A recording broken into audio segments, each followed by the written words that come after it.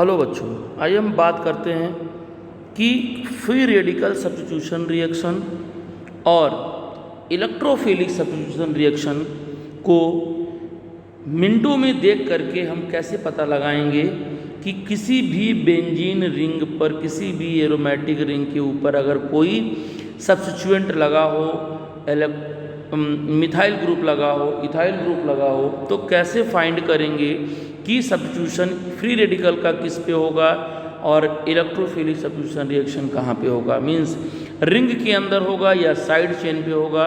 चलिए मैं आपको एकदम शॉर्टकट तरीके से आपको मैं इसको समझाता हूँ। तो आइए हम ले चलते हैं आपको। मान लो आपको मैं एक कंपाउंड दे रहा हूँ और वो कंपाउंड आपका क्या है, बेंजीन आपका है, और बेंजीन को मैं आपको बेंजीन के ऊपर एक छोटा सा मिथाइल ग्रुप लगा देता हूँ। आप देख सकते हैं यहाँ पर ये आपका CH3 है। एक मिनट, ये आपका क्या है, ये आपका बेंजीन रिंग है बेटा, और बेंजीन रिंग के ऊपर मैंने यहाँ पर क्या रखा, एक CH3 ग्रुप लगा दिया है ना। अब देखो मुझे करना क्या है, कब मुझे पता चलेगा कि हैलोजिनेशन या फ्री रेडिकल सब्स्टिट्यूशन इस कार्बन पे होगा या रिंग के अंदर होगा, इस बात को मैं आपको समझाने वाला हूँ। तो देखो ध्यान से समझो मेरी बात को, मैं आपको एकदम अच्छे तरीके से कम टाइम में आपको शॉर्टकट ट्रिक समझा रहा हूँ कि फ्री रेडिकल, देखो ये आपका फ्री रेडिकल का सब्स्टिट्यूशन कर रहा है। अब कौन कौन से ऐसे रिएजेंट हैं जो फ्री रेडिकल, कौन कौन से ऐसे कंडीशन है जो फ्री रेडिकल सब्स्टिट्यूशन रिएक्शन को देंगे। तो सबसे पहले मैं आपको बता देता हूँ कि यहाँ पे अगर N ब्रोमोसक्सीनामाइड अगर है, NBS अगर हो, तो समझ जाना कि वो फ्री रेडिकल जो बनाएगा वो इस कार्बन पे बनाएगा जो मिथाइल कार्बन है। दूसरी बात, अगर उसी के जगह आपका NCS हो, ठीक है, नाइट्रोजन क्लोरोसक्सीनामाइड अगर हो, तो भी आप समझ जाइएगा कि वो जो है आपका यहीं पे फ्री रेडिकल का फॉर्मेशन करेगा। तीसरी बात मैं आपको बताता हूँ कि अगर हैलोजिनेशन हीट करने पर किया जाए, मान लो Br2 को हीट करके किया जाए, तो वो भी आपका फ्री रेडिकल जो है इसी कार्बन पे देगा जो मिथाइल कार्बन होगा।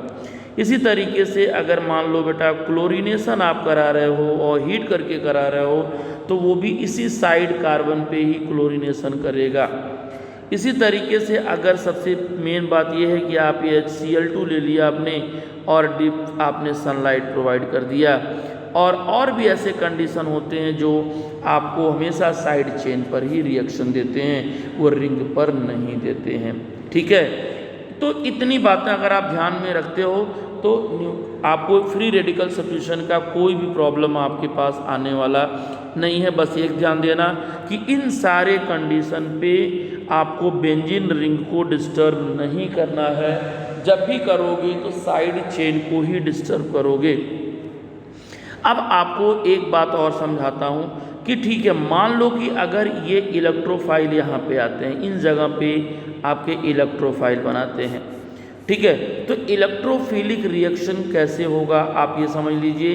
इलेक्ट्रोफाइल जो होता है, इलेक्ट्रोफिलिक सब्स्टिट्यूशन रिएक्शन, वो बेंजीन रिंग पर होगा। कब होगा, जब आप हैलोजिनेशन कराते हो और एक बेस, एक एसिड ले लेते हो, तब की बात मैं बोल रहा हूँ। यानी बेंजीन रिंग पर कौन कौन सा रिएक्शन करेगा, तो वो हैलोजिनेशन होगा। क्या होगा, हैलोजिनेशन होगा। मतलब ये हुआ कि वहाँ पर आपको इलेक्ट्रोफाइल बनाना होगा, ठीक है, यहाँ पर आपका X पॉजिटिव बनाना होगा।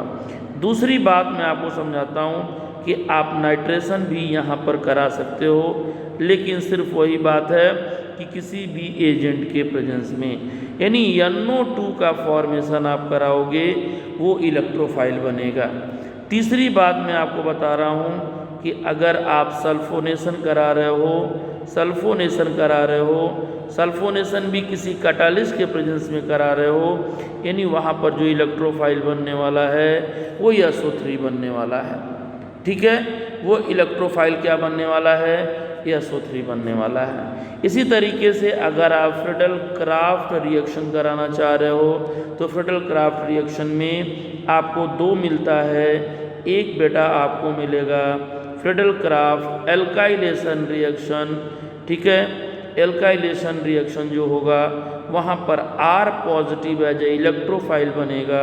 और सेकेंड बात मैं आपको बता रहा हूँ एसाइलेशन, और एसाइलेशन रिएक्शन में क्या होता है, एसाइल का फॉर्मेशन होगा, RC double bond O positive का फॉर्मेशन होगा, ये भी आपका इलेक्ट्रोफाइल होता है, ये भी आपका इलेक्ट्रोफाइल होता है, ठीक है। इसके बाद ये जितना भी मैंने आपको बताया सारे इलेक्ट्रोफाइल रिएक्शन देते हैं, ठीक है। तो ये कंडीशन होता है।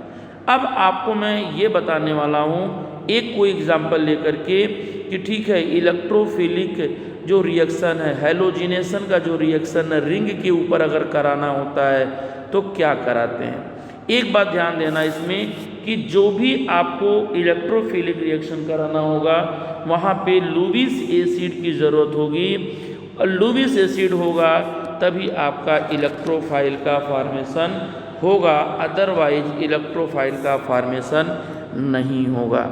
तो उसी चीज़ को मैं आपको आगे ले चलता हूँ और आपको समझाता हूँ। जैसे मान लो मैं आपको समझा रहा हूँ हैलोजिनेशन रिएक्शन कैसे होगा। हैलोजिनेशन रिएक्शन आप कैसे कराओगे, ठीक है। तो मैं आपको प्रयास कर रहा हूँ अच्छे से अच्छे समझाने के लिए।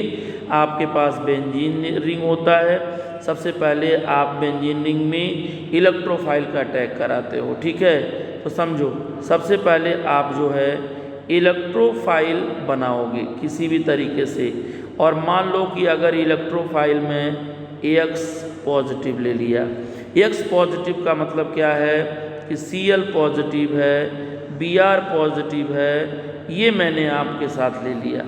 तो कैसे रिएक्शन होगा, अगर नेट रिएक्शन की बात किया जाए तो नेट रिएक्शन आपका क्या होगा, यहाँ पे वो इलेक्ट्रोफाइल आएगा, इलेक्ट्रोफाइल मैंने क्या कंसिडर किया X पॉजिटिव।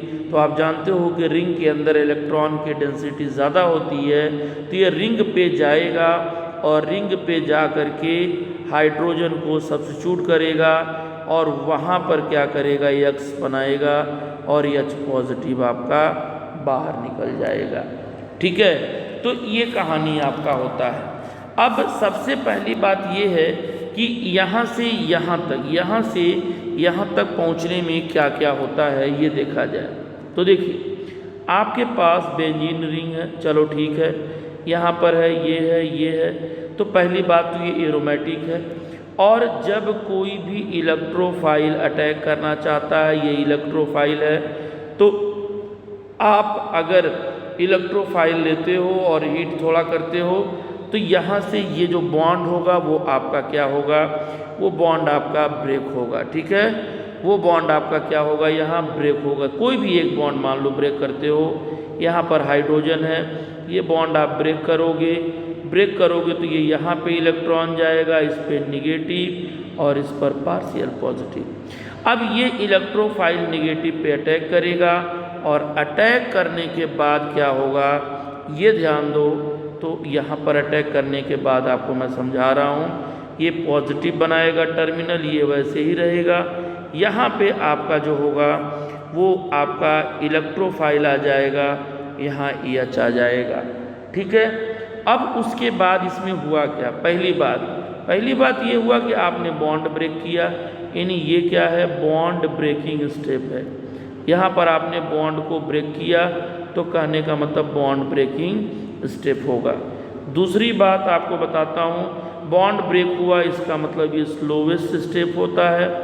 ये क्या होगा बेटा, this is the slowest step, क्योंकि बॉन्ड ब्रेक होना ही रेट डिटरमाइनिंग होता है। तीसरी बात होता है कि इनकी एरोमेटिसिटी लूज हो गई, जो अल्टरनेट बॉन्ड है वो कॉन्जुगेट सिस्टम था वो ख़त्म हो गया, एरोमेटिसिटी यहाँ पर ब्रेक हो गई बेटा। चौथी बात मैं बताता हूँ कि ये रेट डिटरमाइनिंग स्टेप होता है।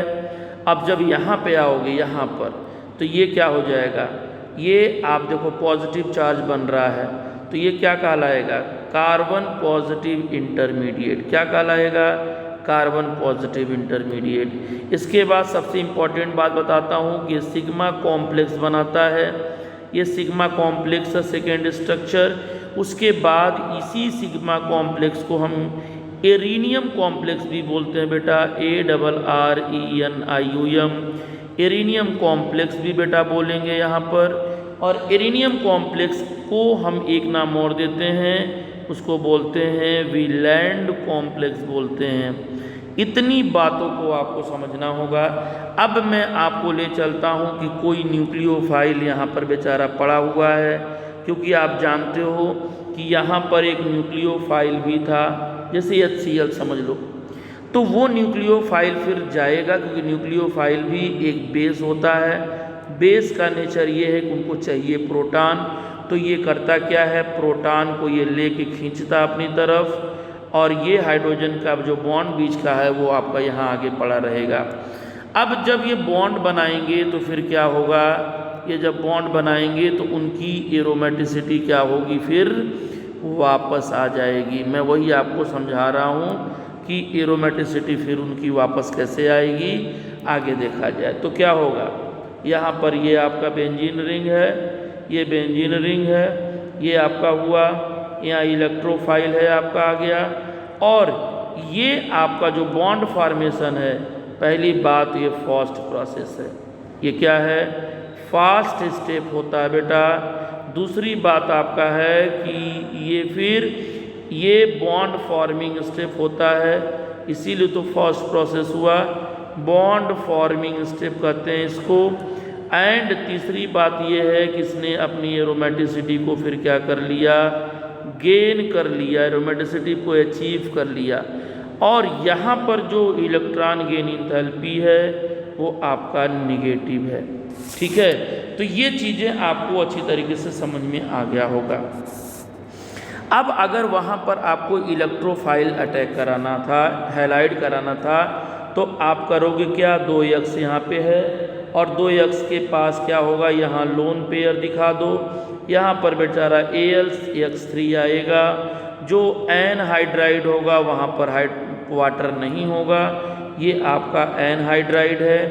ये क्या करेगा, इनको अपनी तरफ खींचेगा, खींचने से इस पर पॉजिटिव आ जाएगा और इस पर निगेटिव आएगा, तो ये पॉजिटिव बना लेगा और यहाँ पर AlX4 निगेटिव बना देगा। ठीक है, तो इस तरीके से आपको समझना होगा, बस ये ध्यान दीजिएगा। दूसरा तरीका एक और है इलेक्ट्रोफाइल बनाने का, दूसरा टेक्निक आपको इलेक्ट्रोफाइल बनाने का बता रहा हूँ कि जो AX यहाँ पे जैसे मान लो AX और AX ले लिया, ठीक है, AlX3 हम नहीं ले रहे हैं, या FeX3 एनहाइड्राइड ले रहा है, ये भी एनहाइड्रस होता, फिर ये भी टूट के ले जाएगा, इस पर पॉजिटिव और इस पर क्या आएगा, निगेटिव आएगा। तो X पॉजिटिव और या FeX4 निगेटिव बन जाएगा। या तीसरे तरीका ये है कि 2 आयरन आप ले लीजिए और 3x2 ले लीजिए, और ये क्या बनाएगा, 2FeX3 बनाएगा। दोनों जो यहाँ होना चाहिए वहीं हैलाइड यहाँ पर भी होना चाहिए। एक और तरीका होता है, उसको भी आप जान लीजिए कि कैसे आपका बनता है, वो भी समझ लीजिए।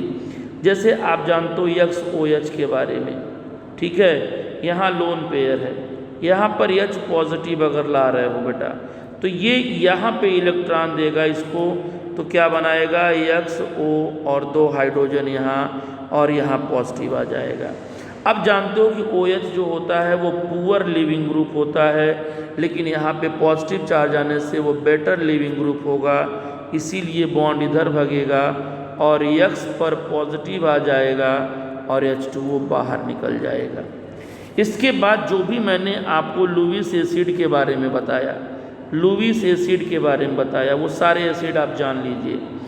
BX3 अगर आपके पास है लुईस एसिड होगा, BeCl2 BeX2 है वो लुईस एसिड होता है, AlX3 है बेटा वो भी लुईस एसिड होता है। ठीक है, SbF(X5) होता है वो भी लुईस एसिड होता है, ZnX2 जो होता है वो भी लुईस एसिड होता है। लेकिन जो FeX3 होता है बेटा वो वीक लुईस एसिड होता है, वीक लुईस एसिड होता है। तो इन्हीं लोगों की मदद से इलेक्ट्रोफाइल का फॉर्मेशन होता है, और आपको मैंने पीछे स्टेप में समझाया भी हूँ कि वो इलेक्ट्रोफाइल कैसे अटैक करता है। तो ये रहा आपका लेक्चर। मुझे उम्मीद है कि आपको ये समझ में अच्छे से आया होगा, और अगर आया होगा तो आप इस वीडियो को प्रमोट करें, हमारी एनर्जी बढ़ाएं, ताकि मैं और इस पे अच्छे से वर्क कर सकूं।